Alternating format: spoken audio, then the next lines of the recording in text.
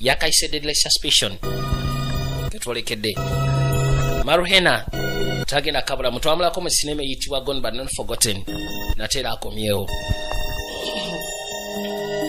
Timothy Bottoms nga bagamba Mati Kessler ne muno Scout Seira Compton takabuzemu kati mukasaka ne byasi byavuga ibali waliwo mute yali yekanya nacha yakwate kubo kuvainga akubiddwa ekyasi nga bagamba Debula Vani Valkenberger takabuzemu omuto okusa ku kyali alabi yadduka misinde bikwate kubo kujanga asembera nagambye tutalikide mu estate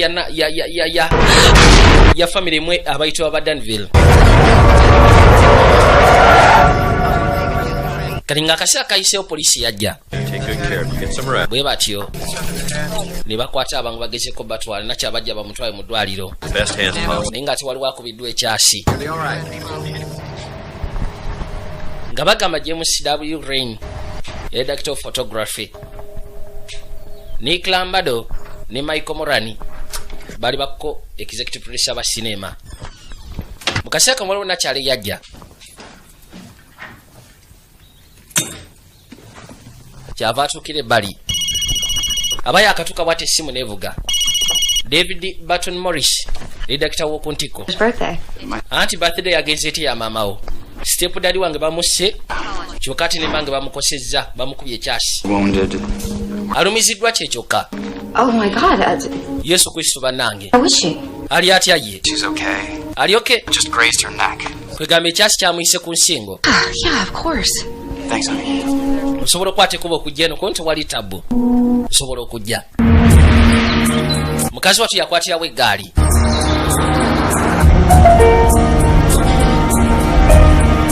kwe kujanga asembera yabadde birthday party ya road ya mama wa road naye kyewunyisa step daddy we bamukubye ebyasi ne bamuta kyokati mama ne bamuyisako ekyasi ku nsingo yene yakikoze tebana bamutegeera gwe sooka osibe wano They're expecting me. bansuubira Thanks.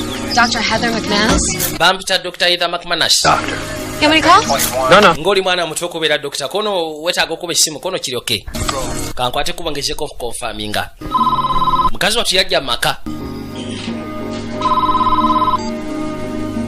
Hello. Hello? She's my fiance. Anti munayo fiance wange. Let her through. Muleka akwate kuba ayingire. Ono ye mutabani omukulu mu maka. Bwatu yakwate kuba okujja asembera. Bali ba Danville sebo balina amaka maneno kamala. Kyava parking erudda. Maka galinga lubiri. Gambye twolekedde kakadde kadde yakayise deadly suspicion. Video Junis Production. Yatukira wa fiance we. Awful. Munenga kyatabu ekyaguddewo. We haven't even had a chance. Omutemu naba mukwasaganya kote tunabafuna mu kisogo. Dealing with my mother has been. Mange. You in the house when it happened? Ya wabadde mu nyumba ukyatukiddewo. Sleep after the party on the. Munaye pato lwagezezaako okugwanze n'efulume we n'esooka nzikakka ne bali ku madaala. I found her there. She was. Kati bwe nakutte kubo ne mpulira ebyasi kwe kuyingira munda. Covered. Ngina okuyingira munda nga maama alumiziddwa. Kyokka ate nga step daddy mufu. Bamusekudde ebyasi afudde.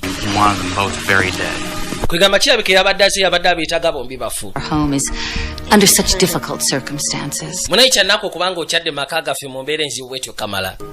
Anti wali tabu. I can't believe Tyler is gone. Sisobola kikkiriza nti Tyler avuddewo. And now him. Kyasooka James kati wuyo naye agenze. Thank you, Vera. You know I like ice. Weebale Vera. Neetaagamu ice. And room temperature is better.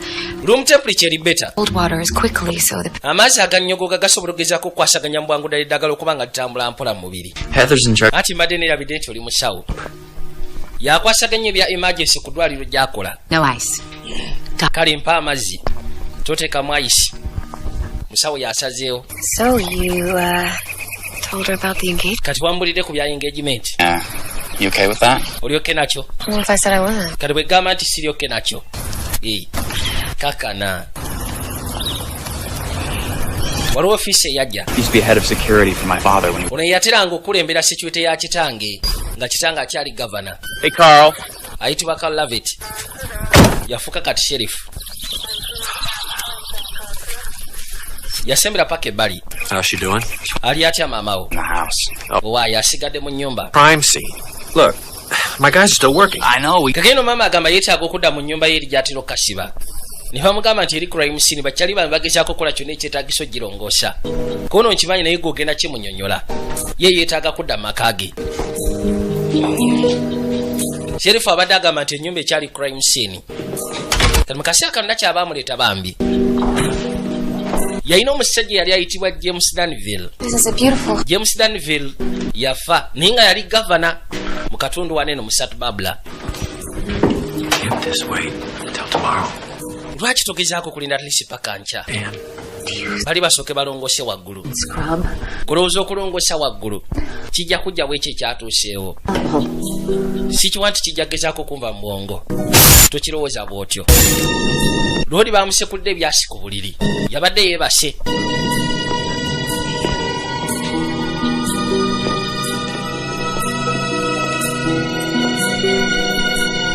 Baatuuka ebbali okwekkaanya. Toba kyali kikwasa n'ennaku.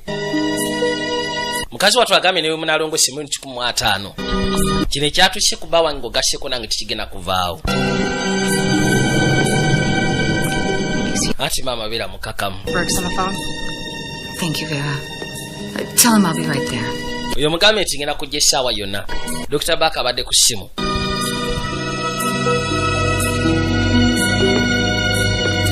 N'akwate kuba agenda akwate essimu.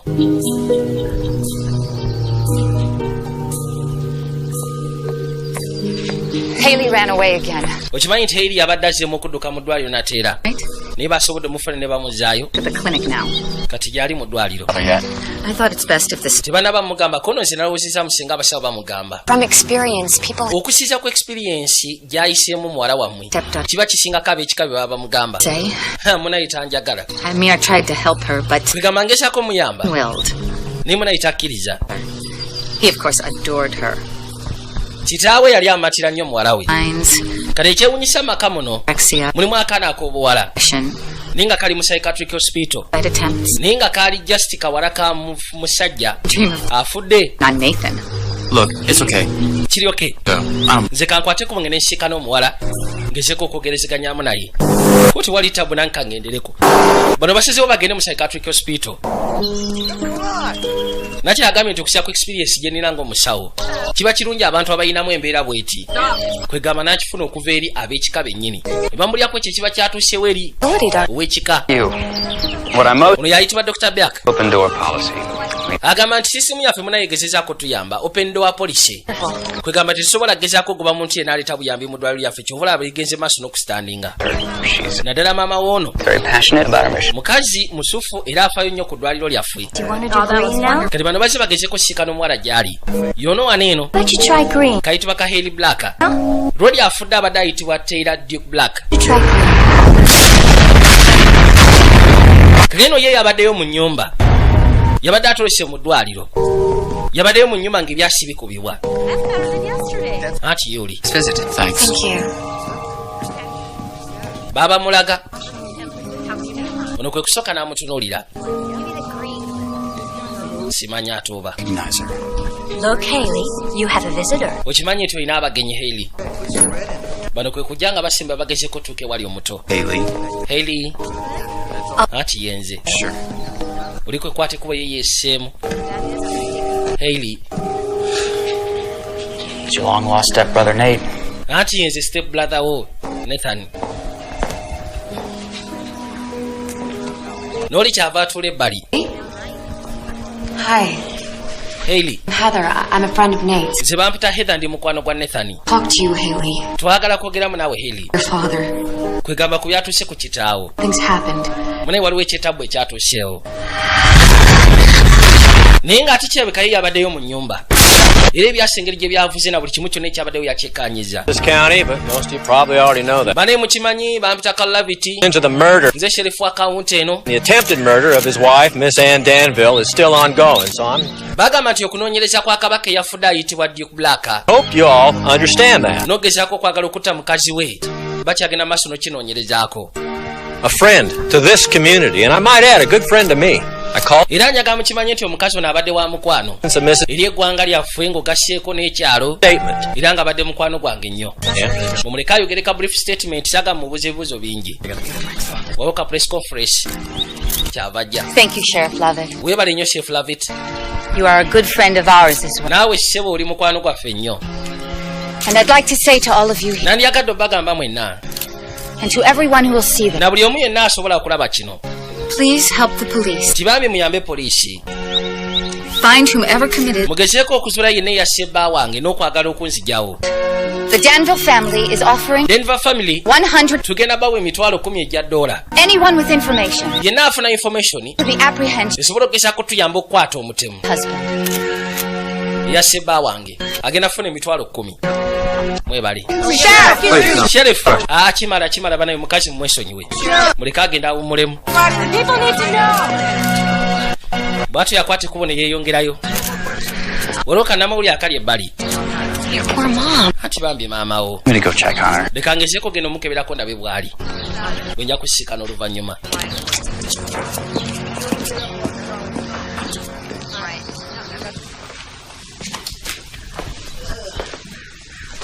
How you feeling? owulira otya maama?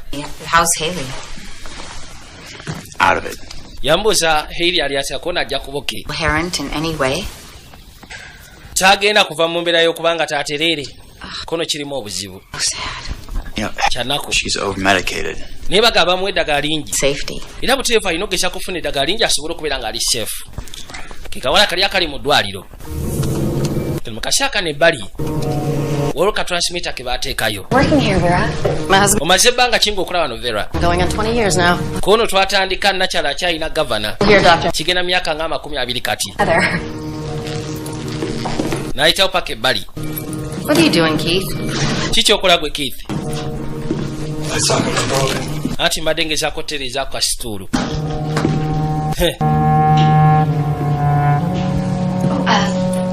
Where are Nate's things? I moved kati ebintu bya neeti biri luddawa far into the... nabitutte eri mu ruumu y'enkadde.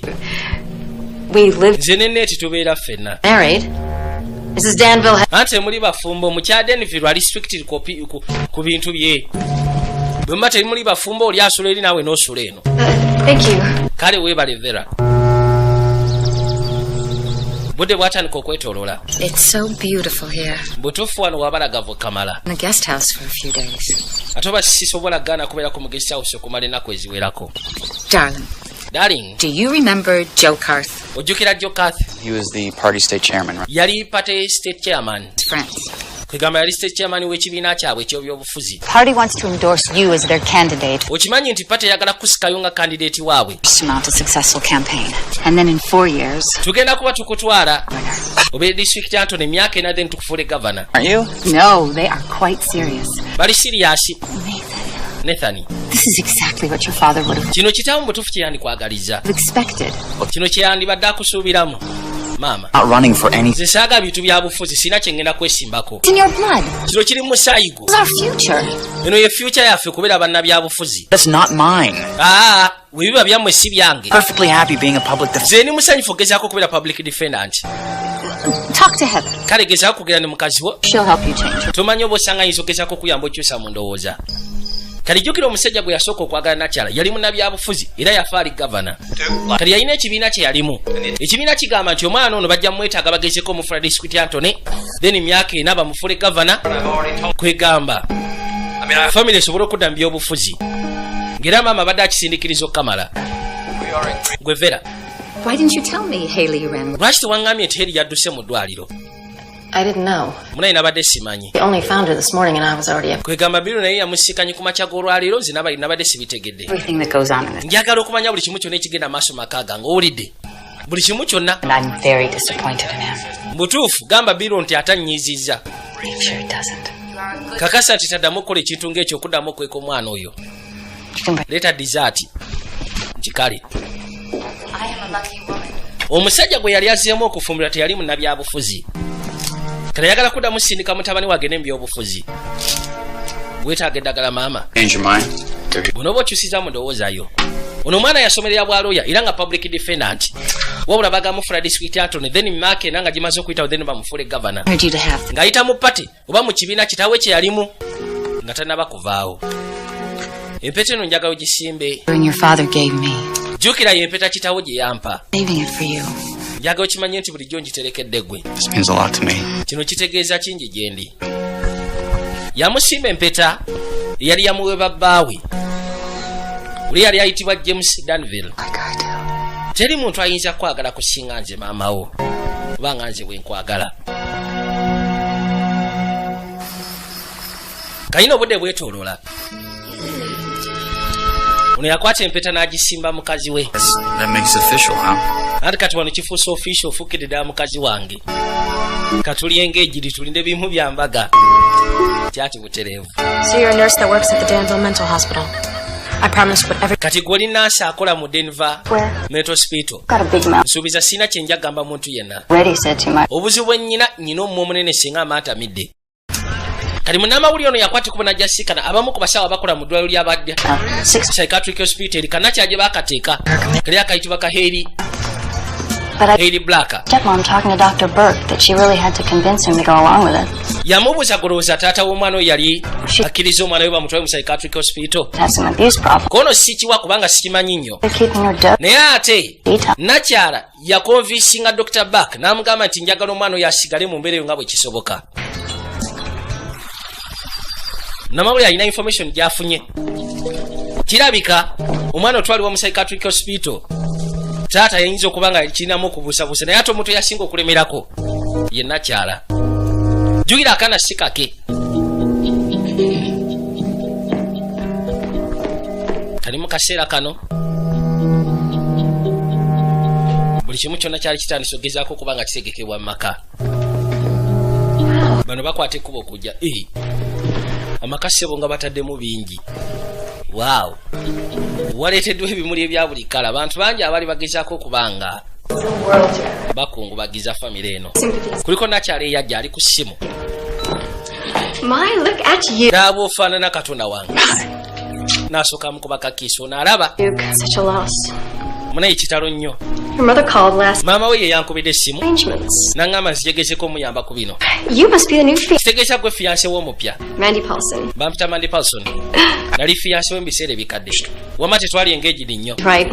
I never should have left for New York Sandikutte ekkubo genda mu New York kubanga yandi proposinze gye ndi. all morning. Soke munireko malo kwasaganya essimu. Mandy. Kano kaali kantu koono. Biseera biri ebikadde. Ono yeewuunya lwaki kaze wano. Ne kamugamba nti maama we yakakubidde essimu kajje kamuyambeko ku byotegeka omukolo. Will do nicely. Maama. To you privately. Njagala kwogeramu naaweko. Why don't you go up to the house and... Gwe lwaki tokwata ekkubo n'ogenda osisinkana fiyanse wa mutabani wange. Maama. Why is Mandy here? Lwaki Manda ali wano? She's an event planner. Tokimanyi nti event planner. Successful one. Namuyisa agezeeko okunyamba ali successful meetu bye. Because I needed her and... Namukubidde essimu lwa nsonga nabadde mwetaaga. How much longer is she staying? Kale agenda kumalawo bbanga ki wano? Need her. Bbanga lye naaba mwetaaga. Separate from you, you know. Ate njagala okimanye nti ffe twasigala tukolagana newankubadde wa mukyawa. Anti ebyokuzika we bigwa nze ngenda kwata ekkubo nvi wano. Kali kannakyala akayitibwa ka Mandy Paulson kakwasaganya bintu bya events, kategeka events. Maama yakakubidde essimu n'akagamba jangu. Jangu nnyambeko otegeka omukolo gw'okuziika bba wange. Bantu bangi abajja ab'obuvunaanyizibwa kubanga ali musajja ate alina ssente ziteekanika era ng'amanyikiddwa mu bintu byogezaako okuyamba mu bintu bya charities. Nakyala yajja ng'ogasseeko n'agenda okufuuka mukazi wa mutabani we ne mutabani we mwennyini. Kakayino n'omwana ono omwana yali muwala w'omusajja afudde wabula nga si tazaalibwa nakyala.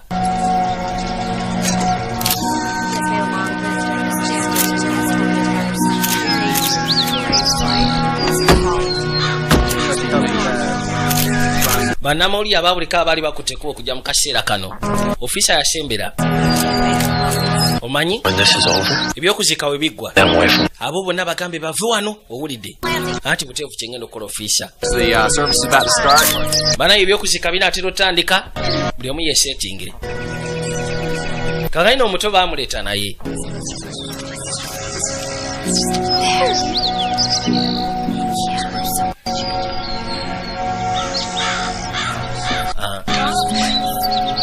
Mandi soko gye.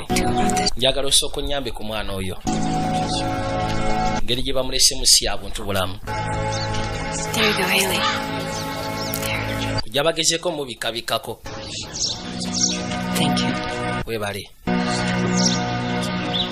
Almighty God, we ask Katonda waffe for your good and true servant, Tyler, into the holy kingdom of heaven. tuze wano tukusaba Tyler Buke oba Tyler Buke Black asobola okwolekera mu ggulu mirembe.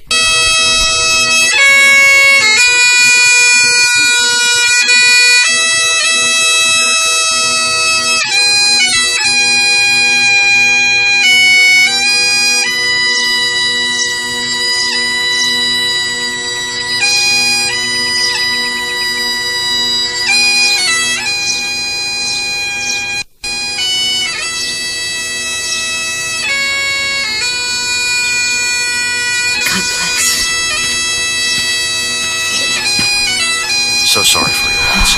Anti kitalo nnyo munayo kubanga ofiiriddwa. It was my honor. Thank you. Batandika ogezaako sibula nakyala. Thank you, Charles. Anti weebali Charles. Mrs. Danville, my deepest sympathies to you and your family. Munnaye ekisaana ennaku yonna. The Danvilles may be down. Badenfas bayinza okuba bali down. Naye munnaye kimanye tebannaba kuwangulwa. Kono kitegerekekwa. I'd like you to meet Lyle Rosenberg. Nandi yagadde ogezeko sisinkana ayitibwa Lyle Rosenberg. Good Naye afubutuka mu kibiina kitawe mwe yali. Pleasure. Political party. for you to know that we're getting an unbelievable response. Njagala okimanye nti twatandise dde okugezaako okutegeka ensonga eno etakkirizika. When you feel up to it, we should. Bw'onooba oli mwetegefu twagala ogezeeko sembera obeeko byokola ebitonotono. We've got a real good chance of getting you to the capital. Tujja kakasa nti waliwo omukisa ogw'amaanyi okutwala mu capital. Thank you very much. Sinaba kusalawo. Naye mwebale. Okay. Balisawo batandise dde okutegeka buli kimu kyonna omwana ono okufuuka kye beetaaga. I thought you said this was a done deal. Kuwangambye nti kino kyamaze okukolebwa. You know the game. Omanyi omuzannyo bwe gutambula naawe. Hard to get. Mutabani wange agezaako kwefuula nti muzibuzibu. Kikoleko mbwangulira kubanga ffe twatandise dde setting empapula zonna. Wagambye tulina okugezaako muyisaawo. Maama ateekamu ne ssente. You're not changing your mind, are you? Kansobe togenda kyusa ndowoozayo. She just won't take no for an answer. Maama kyemumanyiko kye kintu kimu kyokka takkiriza nno nga ansa. Dr. McManus! Dr. McManus. How did you know my name? Oyo ategedde atya erinnya lyange. Biveeko gwe sika ng'otambula twogera bannamawulire. Kati maama kimuluma mutabani we ayagala mu settinga bintu bya byabufuzi. Wabula kyokka mutabani we yeesika. Naye ng'ataddemu seti nnyingi. Nga ye.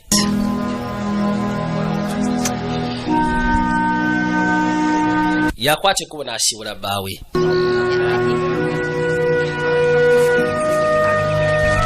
Bwe batyo ne bakwateko bagezeeko okweyongerayo. The idea where your stepdaughter was not at the murder.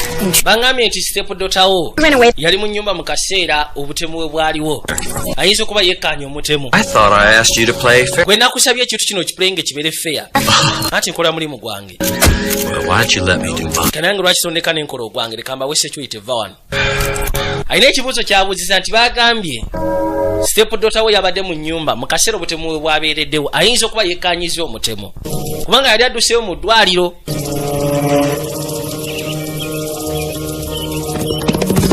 Twakwata ekkubo okudda eka. Gali amaka gali manene okamala. Waliwo kabaka yuno. Ono ayitibwa Keith. Mukozi wa wano ku faamu. Kenakya yasembera.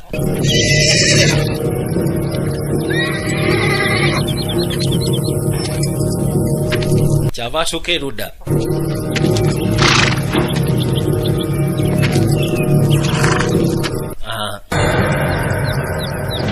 Yamutunulira butunulizi.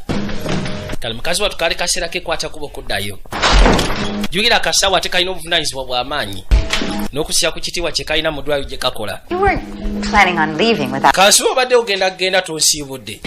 No, Just gonna put this. Mbadde ngenda teeka bino mu motoka then nkomewo. You have to get to work.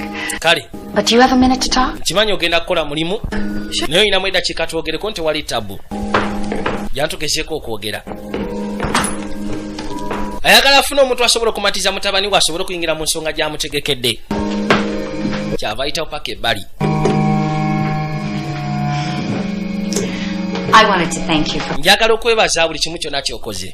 such a comfort. Butuufu obadde comfort gyendi. Thank you. Nawe weebale kusiima. But I think that under the circumstances, Naye okusinziira ku mbeera I didn't get a chance to really. sikiwa nti tufunye omukisa okugezaako okumanyigana. I completely agree. Nange bw'ekyo ekyo osobola okukikkiriziganya naawe. Come, sit. Tuula wali nange ntule wano tusooke twogeremu. Begin again. Katutandike bujja. Thank you very much. Mbutuufu tutandike bujja.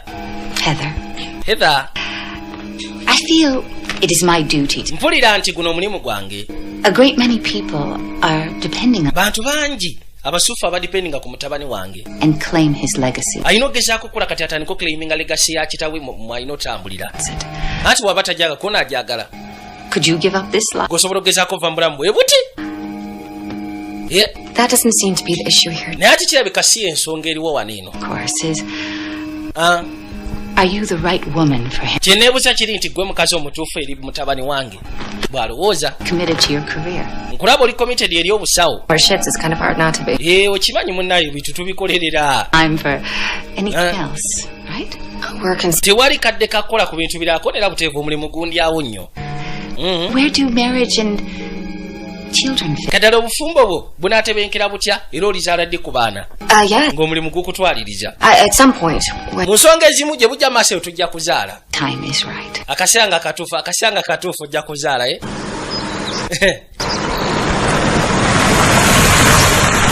Fisa yakwata ekkubo okujja. Sikanako na kannamawulire akayitibwa Kajjiiru. Bali wano baswami beetaaga mawulire. Car trouble? Ofunyemu obuzibu n'emmotoka. Fine, Sheriff. Buli kimu kyonna kiri fine. Sheriff. What are we doing here? Katukola ki wano? Am I breaking some law? Simanyi nyina amateeka gemmenye. Eryange. Asking the family. Ogenda maaso n'okwasaltinga family. Jack ran away the night of the murder. Okimanyi nti muwala we yakwata ekkubo n'adduka mu ddwaliro. I don't know where. Mu kaseera k'obutemu. N'ajja mu nnyumba ayinza okuba yekkaanya omutemu. Kona ebyo sibimanyiiko. Thing here. Leka nkubulire. This little mixed up girl out of the news. Leka kuddira mwana ono olwedda alina ebizibu bye. Ali mu ddwaliro ly'abakatala ate otandike muteeka mu bintu by'amawulire. Kono bw'abanga oyo omwana ge mawulire. But in the end, after all the squat, Sigaanyi tugenda maaso n'okuyomba naye enkomekero y'okuyomba n'okukyankalana. always knows. Njagala okimanye nti mutabani wange ajja tuuka ekiseera agezeeko kimanya ki famire eno kye yeetaaga. Olaba? Was my husband James. Eno emmeeza yali ya bba wange James Danville. For 8 years, Myaka 8 there's mansion. yali gavana. And now, Kaakati my sons. eno entebe egenda fuuka ya mutabani wange. I think it's important that you Nze ndowooza kya mugaso will be expected of you. otandika okukola ekyo ekiba kikusuubirwamu nga mukazi we. Ogenda fuuka first lady. Okiraba? Of course, you will have to give up your career. Bino ebyobusawo olina obyesonyiwa. Devote all your time and energy. Akaddeko n'amaanyi gonna ogenda kuba okateeka. Career. Nze sigenda va ku busawo. I worked really hard Nkoleredde ekyobusawo nze nga bwekiraba. that we are your family. Kyengezaako okugamba nti kati ffe twafuuse ba kika kyo. Call me mother. Njagala otandike kupita na maama. Owulidde? It's going to be so wonderful. Bigenda kubeera wonderful ze kubulira Heather. Kali amugamba For the taking. nti mutabani wo He needs you. oba mutabani we singa abayisemu mu bintu by'obufuzi n'afuna ekifo eky'amaanyi ono aba afuuka first lady aba alina okugezaako musapootinga. Naye kati mukazi wattu aba alina okuleka ebintu by'obusawo kyokka onaagamba nti obusawo bwabukoleredde tayinza buvaamu. Yamuddiza n'empeta ye. Mukazi ali ambitious ono gw'olaba. Kwegamba tayagala va mu bintu bya bufuzi. Yene bw'abanga ali bbali bubali ng'atudde wali naye nga omuntu yenna mu kika kye ali mu bintu by'obufuzi kati ayagala kusindikayo mutabani we bwe bulamu bw'asinga okwetaaga. Mu kaseera kano nakyala yakwata ekkubo okudda eka. Wabula Keith yali mu parking lot. Ono Keith akola ku faamu. Twasembayo balaba nga basisikanye ne nakyala. Mukazi wattu kwe kujja ayingira erevuweta.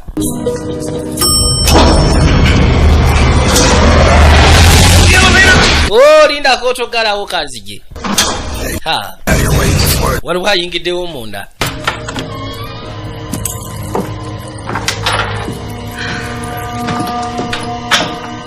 mukazi watu nayingira paka munda. Eno ya apartment ye ne boyfriend we oba kati ne fiancé we.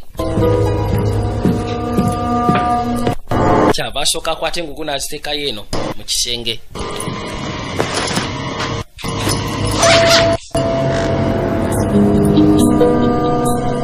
Abaali wano kwe kuli engeri y'enswagiro.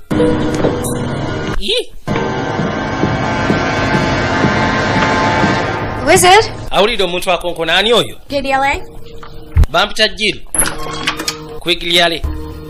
What do you want? Oyagala kigwe. Dakika 5 zokka. Okay. Mpe dakika 5. Keka namawulire. Ne kayingira paka munda. So you live here with Nate? Kati obeera ne Nathan. 2 years now, yeah. Tumaze emyaka 2 kati nga tukasiba wano. Makama lungi. The ranch? Gwe gubadde omulundi gw'okusooka okubeera ku ranch yaabwe eri nti ye. So it seems. I've been covering them for years. Mbadde mbakavalingako amawulire okumala ebbanga gwanvu. My name. I'm a reporter. Wategedde otya erinnya lyange? Ndi munnamawulire. She might be marrying into the dynasty. Kwegamba bwe twalabye nga loodi atandise otambula n'akawala akapya ne tumanya nti oba osanga bagenda mu bufumbo. I would if I could. But like his mother, he won't speak with me. Bw'oba oyagala okumanya nti ngenda mufumbiro kiwandibadde okibuuza Nathan mwennyini kono n'andisobodde naye tayogera na bannamawulire. I know a lot. Like what? Manyi bingi ebikwatagana ku famire eyo. Judging by the way she lives, Kati balina obuzibu bwa ssente. doubt that. Omukazi ssente alina. He's selling off pieces of their art. Lwaki agenda maaso n'okutunda pieces zaabwe eza art? She got tired of him. Oba osanga yazikooye. Well, Kirimu obusobozi. hard to imagine being tired of Matisse. Naye ate kiba kizibu okugezaako kuteebereza ekintu ng'ekyo. For money every day. So, you Abantu batta abantu olwa ssente buli lunaku. killed your husband. Kyogamba What? oyo nakyala ayitibwa Andenva yasse bbaawe naye kuba ekyasinga simanyi yeetaaga nsimbi. Saagawuliza bintu ng'ebyo fuluma. Oh, by the way, did N'ekirala any man from the ranch is out in front of walabye omusajja oli akola ku faamu yaabwe nti abadde mu parking lot. Nze namulabye, nze mulabye we mbadde nzigira. Kati beera mwegendereza. Munnamawulire ono abadde ne information egamba nti Andenville alabika yasse bbaawe nga yeetaaga nsimbi. Kubanga bagamba ennaku zino alina obuzibu bw'ensimbi. Munamugamba nti ku ssente z'alina tayinza kubanga alina obuzibu. Lwaki agenda maaso n'okutunda art pieces zaabwe? Namugamba nti oba osanga yabikooye kono kisoboka naye kirya kubeera kizibu omugagga otandika otunda ebintu bye eby'omu nnyumba. Twakwata ekkubo kudda ku faamu. Ono yajja sikane maama we. I spoke to Heather. Nayogedde ne Heather. The ring.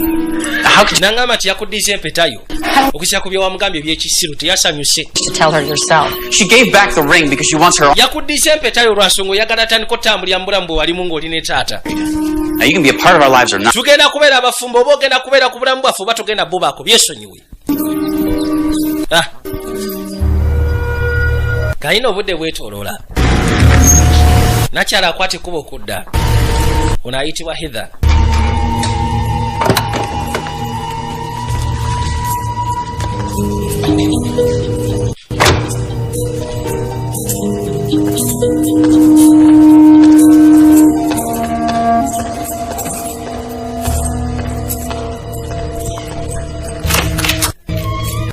N'akwata ekkubo kyava ayingira paka munda. Kuzaawo akaggi. Kyaketaala bulungi. Makaga bwe si mabi. Ba apartment gye bakasibamu simbi.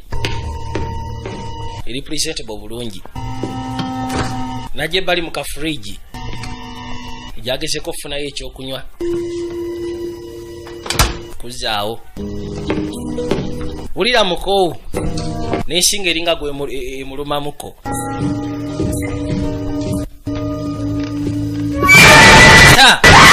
Kino kyamuteeka mu buteesi kutiya.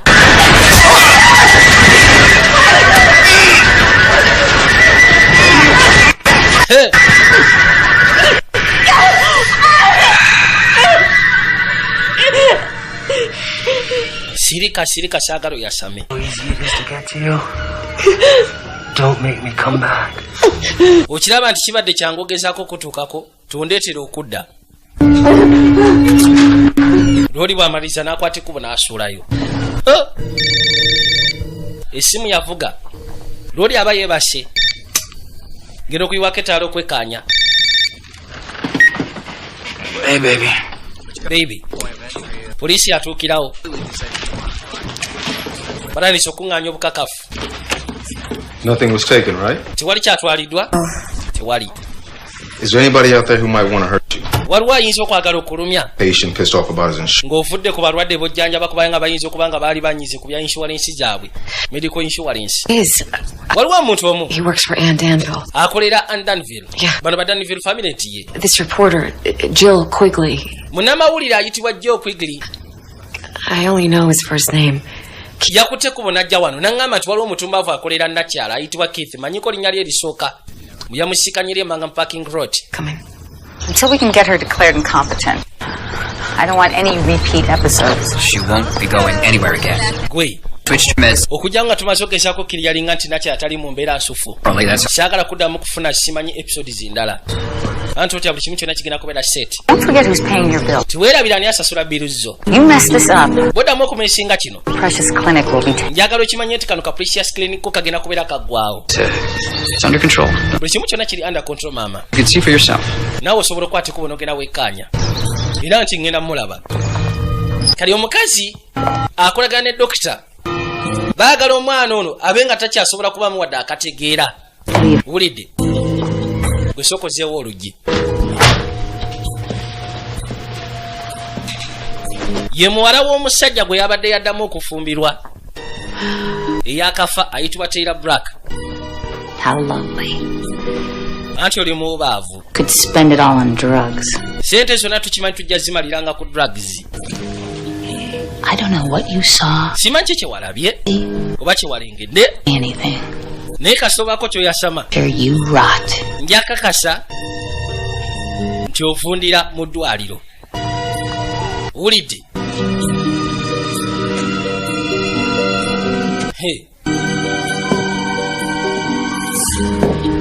Kumbe Nakyala awulidde buli kimu kyonna. Mwana akyalimu akategeera newankubadde bamussa eddagala buli lukya.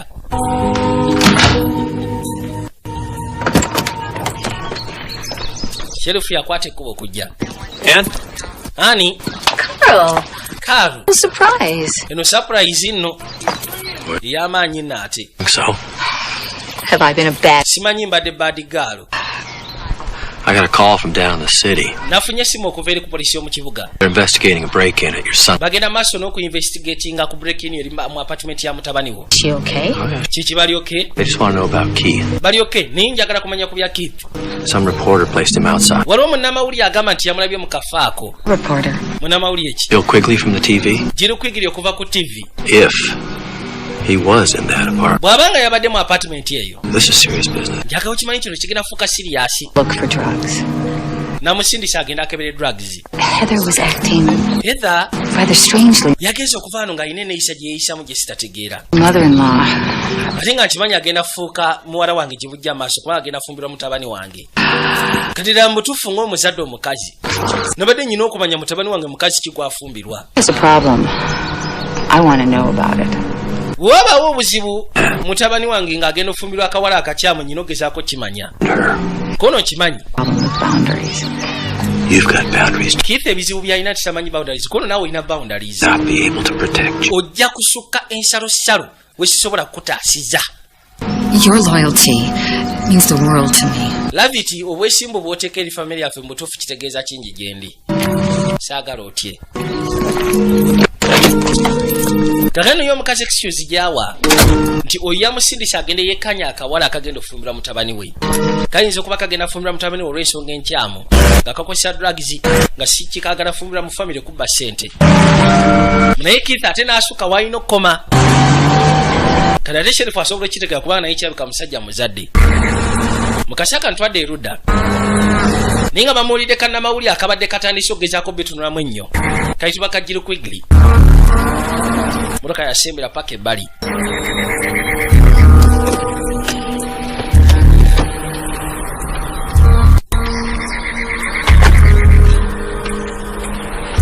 Hello, Miss Quigley. Yebaleko mukyala Quigley. When you called me, Mrs. Black, I wanted to interview you for years. It's Mrs. Danville. bampita mu kya Danville. Right for your story. Njagala ogezeko tereza ekyo mu lugero lwo. I'm extremely grateful for the chance to. Butuufu ndi musanyufu okubanga afunye omukisa guno okwogeramu naawe. I do. Ni lwaki tusiikanye wano. Manyi nyina property nnene. But I'd reveal a side of Aunt Danville that the public. Kwegamba nabadde njagala ogezeeko okufulumya sayidi yange y'aba Danville. Abantu gye batamanyiiko. I understand. Kitegeera? I don't think you do. Sikiwa nti otegeera kyendi. Everything I do. Buli kimu kyonna kyenkola. Higher life. Obulamu bwange bwonna. To the good of the state. Mbadde ngesa kukikolera lwa bulungi bwa state eno. I know you meant well. Manyi bulungi. Politics is a blood sport. Niba agamba nti politics it's a blood sport. See? Kwegamba muzannyo gwa musaayi. Has to get their hands a little dirty. Ebiseera bisinga bw'oba oyingidde mu byobufuzi olina okakasa nti engalo zo zikyafuwala mukko. Omenya ku mateeka. Kiringa kye ngenda okukola. Naawe olugezigezi. I will not let some no. Sijja kukkiriza munnamawulire musiru kunnyonoonera pulaani zange na biki byembala. Tamuse mukazi ono si mwangu. Akamazo kajjawo n'emmotoka n'agyocereyo ng'ogasseeko nako kennyini n'obujulizi n'alekeyo ate eno faamu ye teri agenda kwata kuba okujja ng'azungirayo nga talina lukisa. Eno property ye kati akutta n'akuleka eyo. Mukasaka ntwadde waka motoka yajja bano bakomyewo. Vera. Viera. Where's mother? Mama ali tuddawa. She might be in the stables. Ayinza okuba ali mu stables. Why don't you get some rest? Lwaki toba mulamu? I'll go talk to her about Keith. Kange neesooka enjogere ne maama ku bya Keith. Around. I'm not gonna let anything happen. Sigenda kukkiriza kintu kyonna kya tabba okutuukako. Owulidde? Ati kale. N'akwate kubagezeeko okweyongerayo. Asikane nnyoko wamugambe nti munaye Keith yalumbye mukazi wange. Kalina kye yajja atambuza amaaso. Kwe kutuukira ebbali. N'abaako luumu gy'ayingira. Eno luumu ye yali ey'akawala kali akayitibwa ka Hailey Black. Nga tekannabatwalibwa mu ddwaliro. No yali luumu yaako.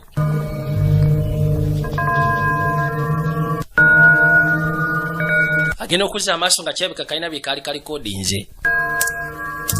Nga kakozesa kakaamu. Aha. Right. Kale. Things that I hate. Ebintu bye saagala mu nsi eno. 2 DUIs this month. Wicked. Bintu bingi. Thirst. Oluzungu. Pain in my ass. Ba wicked stepmothers bafuuka pain in my ass. Dad. Especially when you. Naye ate ebintu bye njagala naddala kitange. Street. Buli kimu kyonna kyakola. Band. Black belt rides. Kale tekakwasaganya bulungi ne Annie. I mean, I'm just me. Kati Viera ono omukozi yatunula. Kalina obudde bwetoolola twadde eri nakyala. Mother? Maama. You don't have to shout. I'm right in here. Waaye tolina kuwoggana ndi mu nnyumba eno mu kisenge. What? Kiki? Where's Keith? Keith aliwa? In Florida. Ali mu Florida. Apparently there's some family emergency. Yagambye nti waliwo ka family emergency waabwe. Went last night. That's just not possible. Yakutte kubona aluma mukazi wange ekyo kyajjo konti ekisoboka. Biru mwennyini yamuvuze n'amutwala ku kisaawe. How's Heather? Ye Heather ali atya? She's not too traumatized. Kansube nti tali traumatized. You brought her back here? Simanyi omuziiza wano. Alone? Nabadde sobola muleka kubeera yekka. Okay. I think I need to lie down. Ndowooza neetaaga osooka okuwummulamuko. You alright? Oli bulungi? Anja kubeera fine. I shouldn't push myself so hard. Kwegamba saagala kwesindikiriza nnyo mu bintu by'okkola. Mutabani. Self today. Mutabani. You have no idea how much I love you. Naye gwe tolina kirowoozo ku ngeri gye nkwagala okamala. Looking for the murder weapon. The autopsy Ofiisi agamba bakyagenda maaso n'okunoonya mada weapon. was from a .38 caliber handgun. Autopsy ziraga nti ekyase kyakuba Except Mrs. Dan. kyava mu 38 caliber. Now I'll answer a few questions. Kati ngenda baddamu ebibuuzo ebitonotono. Bataddeko kati sebe emitwalo 5 aga $. I can assure Wayi sente nga nnyingi ezo. actively pursuing this. I've been on vacation. Because we can't prove nothing. Wayi tewali kye tusobola kakasa byesonyiwe. Tubako byoyingirira. Ono yayitibwa Biru. Maybe you were wrong. Oba osanga wabadde mukyamu. It was him. Yabadde ye oyo Keith wammwe. Me off away from you? And what if that reporter's right that Kati oli munnamali we wabanga mutuufu. Well, she would have told someone. Yandibadde yagambyeko dde omuntu omulala. talk? Are you suggesting that my mother killed? Olinga agamba nti mama wange yasse omusajja gw'ayagala naye ne yeekuba ekyasi. Suggesting anything. Siina kye njogera. Oli munnamawulire yabibaze bw'atyo. Let's just say you're right. Kati tugambe nti oli mutuufu mu bulalu bwo. Motive. Kati nsonga ki abagenda maaso n'okutta omusajja kono sente. Just because she says she has? Sente ayina kono yagamba. If she were worried about money, I would know. Singa badde yeerekera ku bya sente nandibadde mmanya. It's art collection. Okimanyi nti atunda ebintu by'omu nnyumba. A reporter told me. Munnamawulire yabiŋŋambye.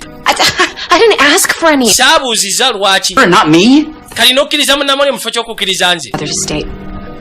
Kubuzeeyo ekintu kimu. And if she's declared incompetent? Singa Mother. Lodi aba afudde. Ono omusajja gwe yaddamu okufumbirwa. Sente ani azibeera mu mitambo. Is at least Kono muwala we. Oli ali mu ddwaliro. N'amugamba kati muwala we bw'abanga bamaze oddikira yalinga nti tali mu kwegamba alimu akatala. Ani adda mu ssente kono maama wange. N'amugamba ndowooza okirabye. Maama we yasse omusajja. Oli omwana yamutwaza mu ddwaliro. Kwegamba yaga okweddiza nsimbi za famire. Yaba Braka.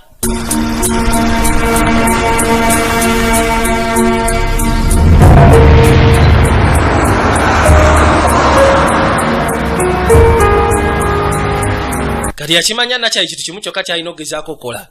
Kutereeza mwana ono ali mu ddwaliro kati naye ate engeri gy'ali omusawo. With her history, I'm afraid we have no choice now. Ennaku zino mumusiba busibi kono okusiya ku byafaayo ebyokutoloka mu ddwaliro. Tetulina kyakusalawo. Kati yasalawo ajja agezeeko okukola father study ku mwana ono.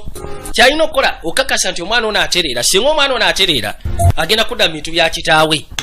Naye singa bagezaako oddikira yalinga nti alimu akata tasobola kutereera. Sente ziba zidda mu mukazi. Kati era omukazi sente zonna azikwata ayagala ziteeka mu kampeyini ya mutabani we kudda mu bintu bya bufuzi. Era nga n'ekifo agulirira kigulirire. Kati sente ze zonna ezisinga zonna yazitaddemu ne ziggwawo n'atuuka n'okutunda mu by'omu nnyumba. Kati yeetaaga sente za Black. Kyokka ekizibu kyalina ekikyamulemeseza ye mwana ono.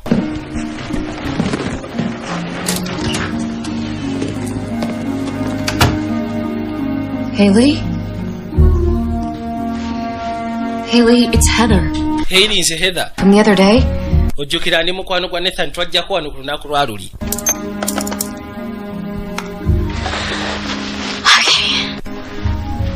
Nasooka mpuleyingira kaneeno. I was hoping we could be friends. Bana ensuubira tuyinza okugezaako okubeera ab'omukwano. So that's fine. Now we just need to get copies of. Dokita bamusabye ekyatisa ez'omwana kwe bamuweera eddagala n'ebisigadde byonna.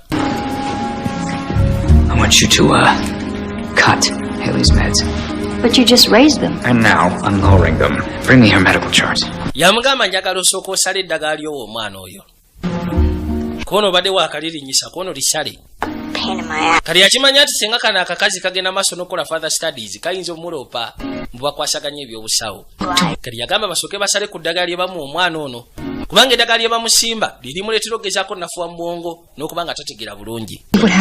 Kati omusawo agambye balisaleko balememu walingi kubanga kano singa kabitegeera kajja muloopa eri bannamateeka. I'm gonna come back. Ngenda kwate kuba nkomewo. And I'm gonna get you out of here. Then ngenda kakasa nti nkujja wano. I promise. Nkusuubiza gwe bamugumu. Kati ng'akwata kuba okudda mu ggaali. Kali ekyafuba kutereeza mwana ono asobola okudda mu bintu bya kitaawe Black. Omukazi seta azeetaagiza famire y'aba Black. Ye kyayagala kudda mu bulamu buli bwe yalimu ng'akyalina oli kabaka yali ayitibwa James nga James akyali gavana. Kubanga mu biseera bwe baali baweebwa ekitiibwa. Baali bamanyikiddwa, baali bafuna sente ziteekanika. Kati buli kati 10 kyonna kyakwatako ayinvestinga mu ekyo mutabani wasobola okuyitawo. Era nga n'ekifo bamaze ddo kimutegekera n'empapula bamaze ddo zikolako. Agenda sooka afuuka district Anthony, then oluvannyuma lw'emyaka 4 bamufuule gavana, tomanya ayinza okuyitirawo n'afuuka senator, then n'akomekera nga afuuse president. Bw'atyo bw'ayagala omutambuza. Ono nno bakimanya ayinza okufuuka ow'ettabu. Basooka ne bamusalirako awo ate teyakomekerera mu ddwaliro. Oli omukazi kyonna ekyagala omulemesa pulaani ze akakasa nti kivaawo mu kkubo. How is she? Ali atya ye? Okay. Yakubeera okay. Broken arm, some internal. Mukono gumenyeseemu afunyemu ka internal bleeding. Naye tumutereezezaamuko. Thank you, doctor. Anti webale musawo. Overnight for observation. Tugenda mukumira wano ekyo tusooke tumwekanye. Okay. Kale. Can I see her? Osobola okugezaako mulaba. Nurse, take it back. Thanks. Tewali tabu genda omulabi. Heather. Heather.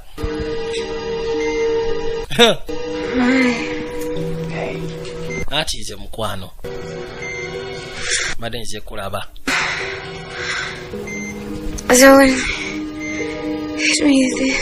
Tekawulira bulungi.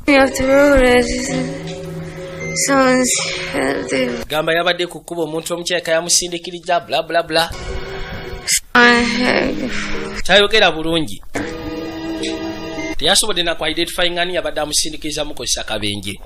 Lwasonga emmotoka yona yabadde ntintinge. Heather. Mama ali wano alinze amanye ki? It wasn't her fault. Munaye teyabadde ensobi ya nakyala. Ki? She's too out of it. Ayogedde ani yamusindikiriza? She's not thinking clearly. Ayinza okuba talowooza bulungi. Why don't we just wait until morning? Lwaki tetulinda paka ku makya? Then tuleka twogera naye. Be grateful that she's alive. Kiki tulina okusiima nti kati mulamu. You should rest. Olina okuba omulamu naawe. For Heather. I mean, she'll need you to be strong. Njagala ogeseko sigale ng'okwegamba omulemu Heather ajja kwetaaga ng'okyali strong. Ng'olinamu ku maanyi kwegamba nga toli bubi nnyo. Kati mu kaseera kano baakwata ekkubo okudda eka. Omukazi ali so focused.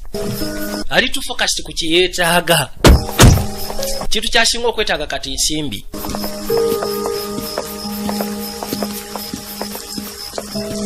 Baakwata ekkubo lye bajja ne Mandi. Ngambye asooka awumulemuko. Yakayise deadly suspicion. Nagambye tuli kakadde kadde wabula kawo Kamala. But Dr. Burke called me from the... Dr. Burke yankubidde essimu okuva mu kliniki. He was very concerned about her erratic behavior. Mutuufu yabadde concerned okusinziira ku mbeera nakyaji yabadde yisamu yakwatidde kubo okuva ku kliniki. Yagendedde okulaba muwalawo. Sweet girl. Weebale nnyo bambi. He said she seemed agitated and he just wondered if she... Yangambye yamulabye tali mu mbeera nsufu ne yeewuunya oba kali ku drugs. It's quite understandable. Ekyo kisobola otegerekeka. In your apartment. Lwansonga yabadde yalumbiddwa mu apartment ye. Doctor. Oli omwana musawo. Asobola okumanya amakerenda galina okumiraga mu kkakkanyi. She would have. Era akimanyi. I was going to wait until she got better. Manengera kulinda paka ng'amaze okuwona naye. Sad and... Kino kyo kibadde kinkwasa ennaku. Ki? I can't believe that you didn't tell me I was going to be a... Sisobola kikkiriza nti tewaŋŋambye nti ngenda fuuka jjajja. I was not pregnant. Wayi mukazi wange tali lubuto. When you went in to see her, the doctor... Bwe wagenze omulaba mu ddwaliro omusawo yazze n'aŋŋamba. I assumed that... Ti kya nnaku nnyo okubanga olubuto lwavuddemu. before I even had a chance to meet the girl. Ningamba ye nga lwanguye nabadde sinaba nafuna mukisa gezaako sisiikana muwala bulungi. Yagambye. I'm so sorry. Katonda watono nsonyiwa. I just assumed that you knew. Nalowoozezza nti oba osanga omanyi. Mandi awulira. I mean, it is something one usually shares with your fiancé. Omanyi kyekintu ebiseera ebisinga omuntu kyasobola okugabana ne fiancé we. Bw'aba teyagambye nti yabadde lubuto kyewuunyisa. Go. Muleke agende. Think about the kind of girl he's going. Muleke agezeeko okulowooza ku kika ky'omuwala gw'agenda okuwasa. Nti muwala si mwangu. Kati mu kaseera kano twadde ebbali. Kimanya buli kimu kyonna kati kirina okuba nga kiri crossed up. Yajja waliwo kamotera akamu ke yajjamu.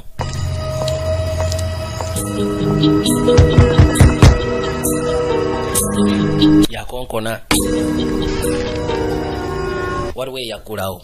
It's about time. Waaye ke kaseera. Togera kunzikiriza kuyingira. Ono yayitibwa Keith ye musajja gwakozesa mu bintu bye eby'ebbali.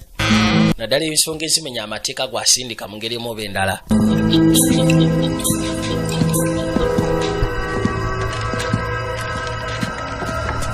Baakwata ekkubo ne bayita paka erudda. Kujja bakakane. My mind. Sente zange ziri waggwe nnyabo. Along with a plane ticket out of my life. Agamba ngenda kuwa sente ezo nkuwe ne plane ticket egenda okujja mulamu bwange. $50,000 in cash, Keith. Sitambula na mitwalo 5 mu cash okimanyi naawe. Sente zogenda zifuna enkya. Well, maybe this will keep you company. Naye oba osanga kino kijja gezaako okutwaliriza. Chupa ya ka drink. Musawo mukubi w'amazzi musufu. Tewali tabu. Ng'akuba ka drink. Wow. He's alive. Okimanyi nti akabaka kakyali kalamu. You failed me, Keith. Butuufu Keith oddemu n'ofeyiringa. You're so good at killing. You do it then. Kaakati no gwogenda kyekolera. Kubanga sikyasobola kubeera cross gye kali. Oli abadde avuga emmotoka. I couldn't sleep either. Munayi sobodde kwebaka nange. Care for company? Ofaayo bwe nkuwaka company mpola mpola.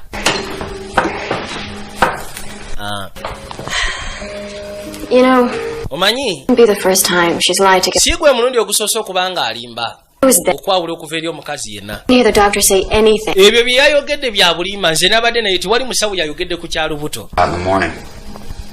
But you'll spend all night questioning your relationship with Heather. Ngenda kubuuza Heather. Kono wamaze kati ekiro kyonna ogenda maaso n'okubuusabuusa okolaganayo ne Heather. Ekyo maama wo kyayagala.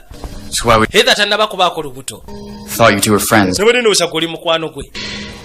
The only reason Ensonga was eyankomeza wano believe yandeetedde okukkiriza back. nti sobola okufuna omukisa okuddamu okufuna. When you and Heather together, I realized Naye bwe nakulabye ng'oli ne Heather chance. n'ekimanya siina mukisa kuddamu kubeera girlfriend wo. You're a hard man to give up. Kale lwaki okyali okono oli muntu munaye muzibu kupowa. Daba maama wo naakufiiririra. Kali kamulira amazima ne kamugamba nti munaye maama wo byagambye mbu simanyi Heather yabadde lubuto bya bulimba. Terina musawo yamugambyeko nti Heather ali lubuto. Bino byonna ayagala kwawukanya ne girlfriend wo oba fiancé wo. Kati kabaka kye yakola nakyala. Kino nga kimaze okunywa obulungi nnyo drink. Yakwata emmundu gye bagezaako okunoonyerezaako eyakola obutemu. N'agikikwasa mu ngalo.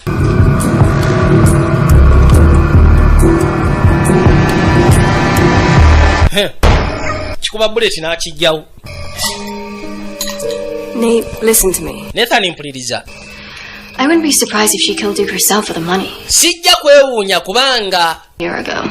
maama we yakwata ekkubo n'agezaako okutta omusajja oyo olwa ssente. Tonight I Kubanga mwaka gumu ogwayita emabega.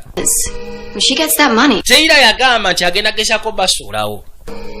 Gwe ne maama wo if she had with naye n'alemerako maama wo n'asigala naye. Kati sijja kwewuunya singa akwata ku ssente za black kye kiyinza okuddirira. Kyenyagadde okugamba maama wo si mwangu. Beera mwegendereza. Ono yasigala abirowoozaamu. After your scolding yesterday, and I fired Keith, I thought he was gone for good, but he called me from... Munaye Keith bwe nategedde biki byagenda maaso n'okola ne mugoba. Nabadde ndowooza agendedde ddala. Niyankubidde essimu n'atiisatiisa mbu simanyi mutwali esseeta alina kamotero waali. Ono akubidde poliisi. Yamaze okumuggyawo. Right here. Thank you. Wai yapangisijjaawo. Kati poliisi yajja emusikali. Open the door, Keith. Waye Keith gula oluggi. Otubulire naki kyobala. Open the door, please. Gwe soko gy'otugulira oluggi. Bagenda okuluggula. Bamusiikana agudde wali. Ekiraga nti yeekubye bullet. Kati yakozesa emmundu nakyala. Emmundu gye basuubiriza okubanga yakola obutemu. Kuteira black. N'okwagala okutta nakyala. N'agikozesako ono Keith. Kati kiraga nti oba osanga Keith yabadde akikoze. Ye yatateira black. Then obujulizi na buli kimu kyonna kikoma wano. Tebyeyongerayo. Eno y'emmundu. Yennyini gye tubadde tunoonyereza ku by'obutemu. Kati awo poliisi teddamu gezaako kunoonyereza ku kintu kyakyo na biba bikomyawo.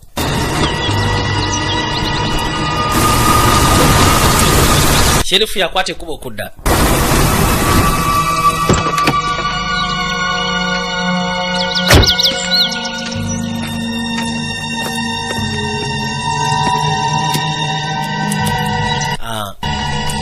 Basawo bagezeko bimuyitira muli kimu kyo. Naye nga tewali kyatamanyi.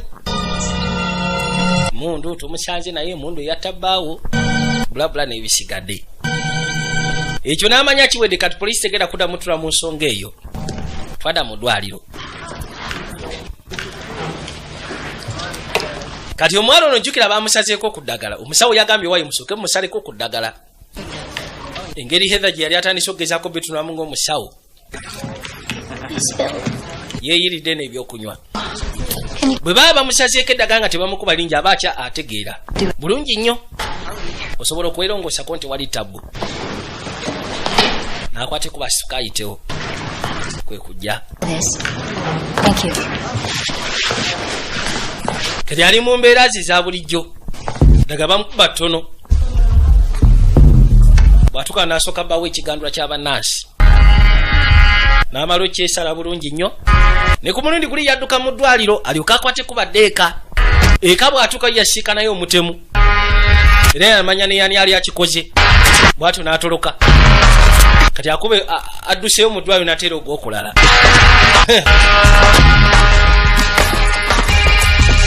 ono abaali wano essimu yajja kiki gwe back How hard is it to keep that little brat? Naye lwaki kibawo obuzibu ogezaako kumakana ku mu ddwaliro bamugambye akana kaze motolo kanatera mu ddwaliro ono abaali wano eno ku TV agenda okwekanya nga bagamba Keith bamuzudde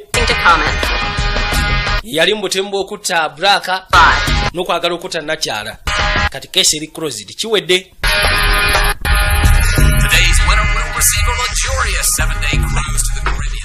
ku faamu kuno kuliko ennyumba mubeeramu omukozi ayitibwa Biru ne Nakyala oli ayitibwa Vera. I see you're working hard as usual. Nkiraba okola nnyo nga bulijjo. On this spread, I've worked enough. Nkoze ekimala. Right. Okay. I owe you. Kimanyo mmanja. You here. Paying you wages so you can... Ngena maaso n'osasula wages zo. Godde ku TV olabe bulabye. You work Vera to the bone. Naye okola nnyo Vera omukozesa nnyo. Mukazi wa takyagala omukozesa nnyo ekisusse. Kyava alingira Serubwatula. Kati Vera ng'ogasse kono n'ayitibwa Biru. Back memory. Biru alina ky'amanyi ku kye kigenda maaso maka muno. You and the governor hunting. Gwe ne gavana mwakwatanga ekkubo ne mugenda muyigga. Careful with that. Beera mwegendereza nayo. Mulimu ekyasi. Okay. Those were the days, weren't they, Billy? Byali biseera bikadde mu nnaku ezo. You still had your leg. Ng'okyalina amagulu go. There's mansion. Nga tukyabira mu mansioni. The entire state. Kegamba state yonna ng'etusinza. Come down here. Ki ekikulese wano eno? Haley ran away again. Haley yazzeemu n'adduka mu ddwaliro. In here. Sinaba mulabako wano. You wouldn't lie to me. Kansube nti tonnimba. For yourself. Kebeera ennyumba oba kyoyagala. I believe you.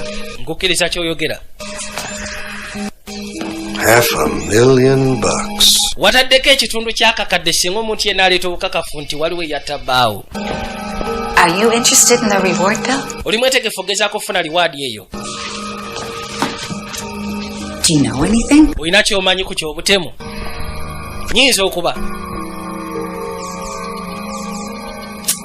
You should go to the police. Kwate kuba genda eri poliisi. Don't? What would it be worth? Kali bwe mba sigenze eri poliisi.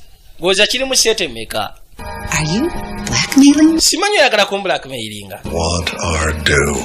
Ze twagala zaffe ze tukoleredde. Twagalako mutemwa gwaffe. Your due? Mwagala butemwa bwammwe. See us again. Ffe kasita otuwaze otuwaddeyo tetugenda kuddamu kubeerawo. Bakyasi n'amugyawo Gasiya. Bale batandise ogezaako okuŋŋaanya obukakafu nga bo. Carl told me. It's terrible, isn't it? I mean, it's... Kaana ambulidde. Mwana yazzeemu n'atoloka mu ddwaliro. That boy. The way you treated him, I'm surprised he didn't try to kill you before this. That's a horrid thing to say. But then you do horrible things. Okola ebintu ebyettabbu gwe. I resent that. Ekyo sikikkiriza. About Heather being pregnant. Lwaki wanniimye mbu Heather yabadde lubuto? Being that manipulative. Lwaki ogezaako okubeera manipulative mu masekkati g'omukwano gwange naye? Really? Omusawo ye yaŋŋambye. I spoke to him this morning. Njogedde n'omusawo ku makya g'olwaliro. Nathan, where are you going? Nathan ate olagawa. Just a misunderstanding. Ndowooza twafunyemu obutakkaanya. Wife. Your wife? Mukazi wange. Yeah, we got married in the hospital chapel. Omuwasirizza mu kyaki y'omu ddwaliro. Nathan. How could you deprive your mother of... Naye kati mu butuufu oyinza otya okugezaako okukola ekintu nga kino maama wo n'omujja mu nsonga z'obufumbo. Then you could to break us up. Anti gw'obadde otobanga bwe kisoboka okukakasa nti tetukwatagana. That was just a part of your twisted... Biro byonna kasasiro gw'ogattagatta. Back. I had no idea how much... Nabadde simanyi nti bw'otyo bw'ondabamu ebitulinze nga maama wo. In fact, I don't know how I feel about you anymore. Si kyamanyi na bungeri gye mpulira gy'oli. Oli mukazi muzibu kutegeera kati.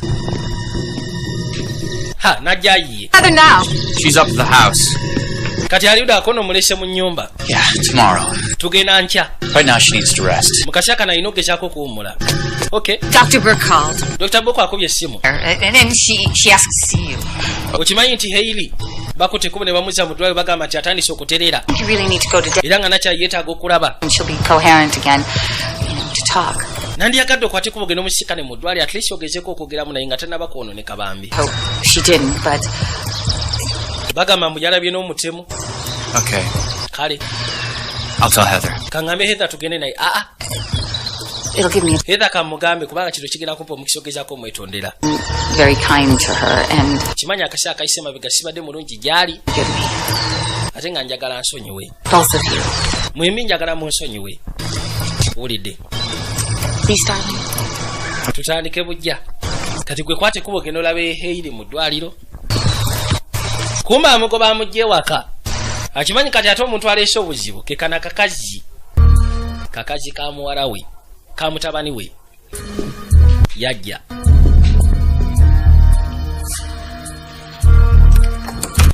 Mukazi watu yebase n'asooka gulawo oluggi. Gwe nnyabo. Nathan yegwe. Nedda baaba. It's mother. Nze maama wo kati. Oh. Was it 5 days ago? Kyewunyisa twasiikanye na ku ttaano eziyise emabega. What's happened since then? Munaye ebintu bingi ebituusewo okuva olwo. Nkimanyi era bingi. And with everything that's happened, Era buli kimu kyonna ekituusewo. it's obvious to me now. Kiri obvious gyendi kati. My son is in love with you. Mutabani wange kinaze nti ali mukwano naawe. Nothing will sway him from... Tewali kisobola gezaako muwabya. Not even the love and... Okusya ku devotion n'omukwano gwatadde gy'oli. Ne bwe guba mukwano, gwa maama we nagwo gonna yaguvuddeko. That hurts. Omanyi bwe kiruma? Afraid of losing him. Munaye kimanyi otya okubanga omufiirwa. We're just... Naye sigamba nti ngenda mukubbako. Tugenda tutandika bulamu bwaffe. Ono agenda okujja okudduka okuva mu ddwaliro. Yasiikana Biro amaze okuttibwa. Mukazi watu n'asooka atya.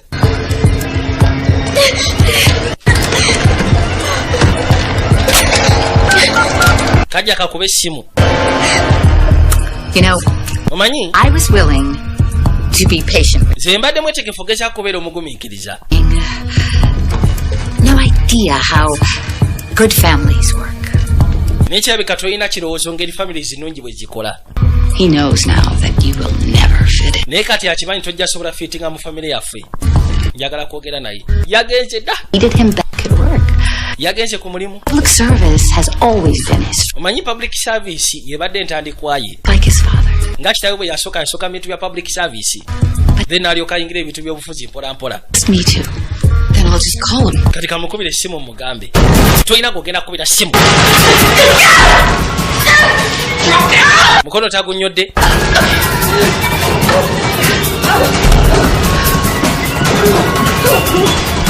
Omukazi osaaga naye. Yagala kubeera mu bulamu obweyagaza. Gwe kanzije ngenda kusiikana oluvannyuma. N'asooka afuluma ebweru. Ono agenda okukwata ku luggi nga lunywevu. Yejjusa n'ekyamuleseza mu nnyumba. Hailey, listen to me. Calm down. Just stay put till I get there. Gwe kakana nzija. Kano kakubidde sherifu.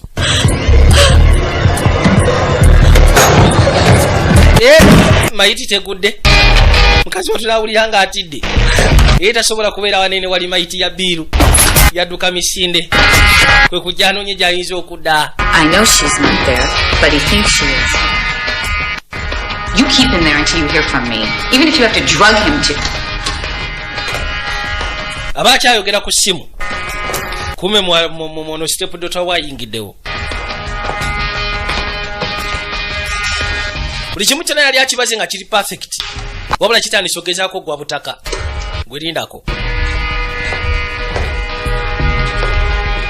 Mukazi watu ajja. Vera!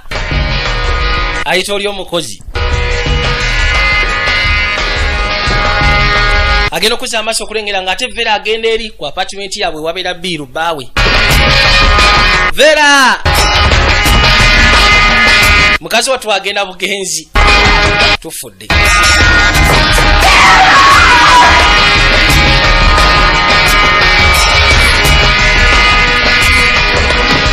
Ono bwawuli awogana kyava alinnya waggulu.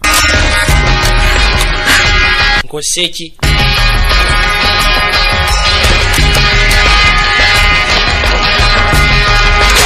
Kano kyekava kafuna olupapula bulungi nnyo. Maama yuno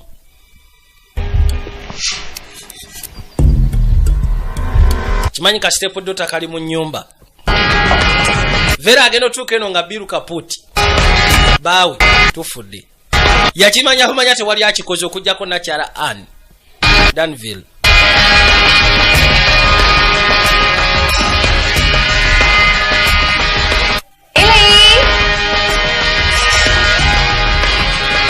Pull out wherever you are. Eyini kwate kubo veyo naje wekwese. Kali ofisa bamukubide simu ali mukubajja. Katoka amukubide simu. Unayiya. Ekisumuluzo kyasigadde mu lujeri. Kana tona agenda mu ddwaliro.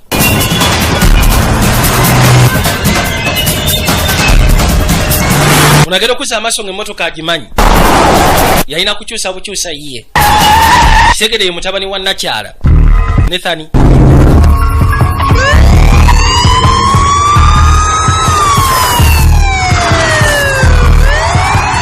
Atoli bamugambye nti Kahitha kali mu ddwaliro. Yalina omugoba nga obudde bukyali. Mbuze wajjadda.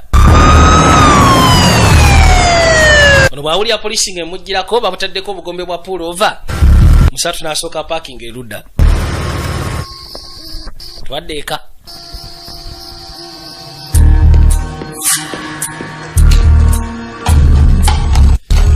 Ono yajja asooka afune sserubwatula kubanga mu nnyumba mulimu emmundu. Teeka mu bulungi ebyasi byetaagisa. N'awanga. Kati saawa yakutta muntu yenna asyalimba.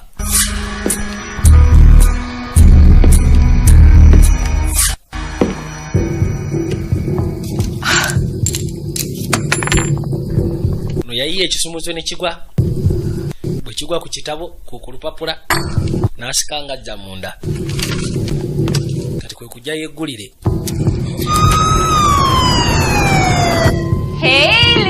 Hailey. Are you upstairs? Simanyi Hailey oyambuse waggulu eyo ku madaala. Where are you?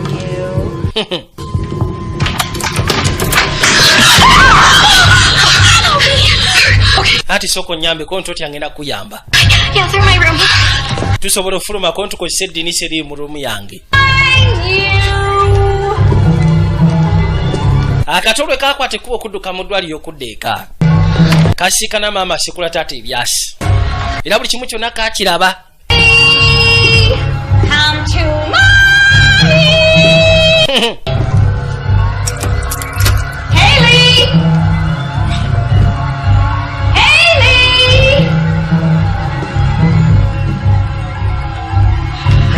I got this way. Okay. Ati jantuyite wano kono butereevu.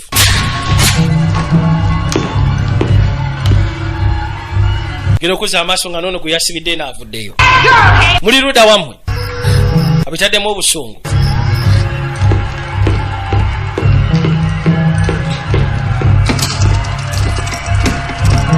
Wano nga wanywevu.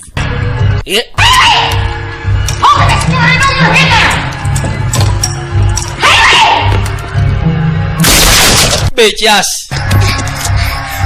Kano kakazi katukayiseemu. Gwe tosyeku kabaaba. Omuto yayiseemu. Tokuba mwana. Namusekule bullet.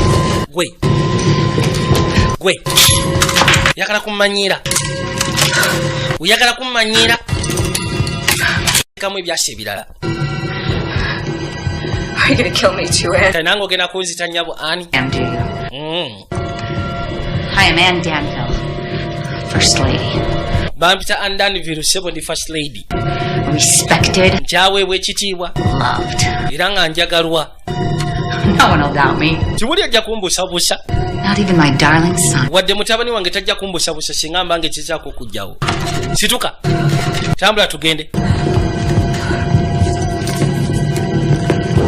Dda wano. Tugende.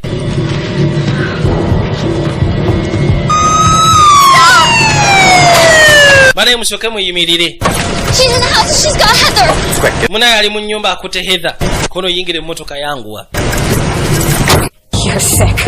Naye mukazi gwe oli mulwadde. You too, didn't you? Wata ne bbaawo. He was obsessed with me. Yali obusesiti n'ahangeyi. When I rejected him, he tried to kill us. Bwe namugaana n'ayagala okugezaako okunzita. Anyway, tried to kill me, Anne. Kalwaki oyagala okunzita Anne? You were driving my car. Gwe abadde ofuka emmotoka yange bwe ngenda obbagamba. You, dear daughter-in-law. Oh, you had a tragic accident. Poor girl. It was the drugs. Drugs tezibadde zikozesa bwoti. Bwe ngenda obbagamba. Now, Kati njagala obuuka ovaawo. Kugambye buuka ogweyo wansi. Nedda. Basooka bambagana. Yitawo lukaji gwenvaako.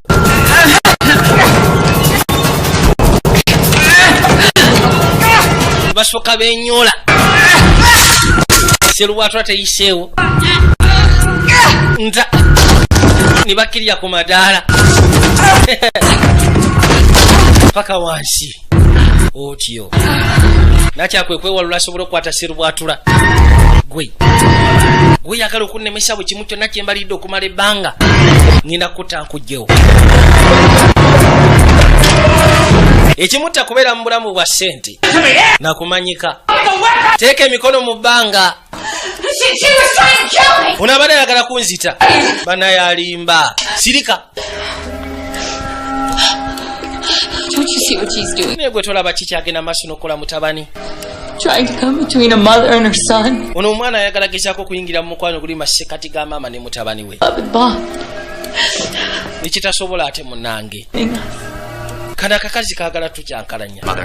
Maama teeka wansi emmundu. Bambi tokikola. Ofisa yamugamba tokikola mukazi gwe nga nkuwa ekitiibwa. Mukuba buleti. Teyalina kyakusalawo.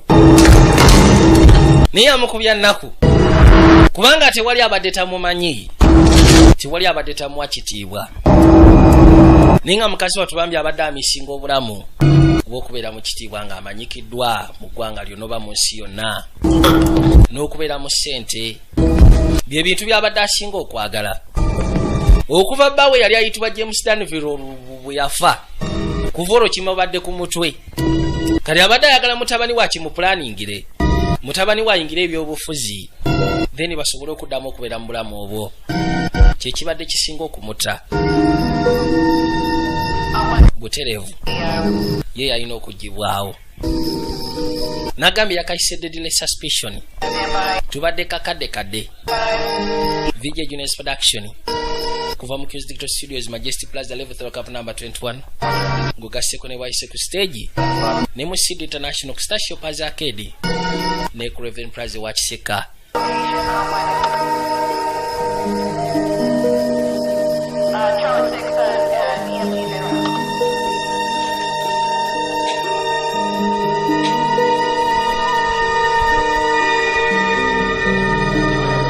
Bwe bityo bibadde mu Santa Barbara.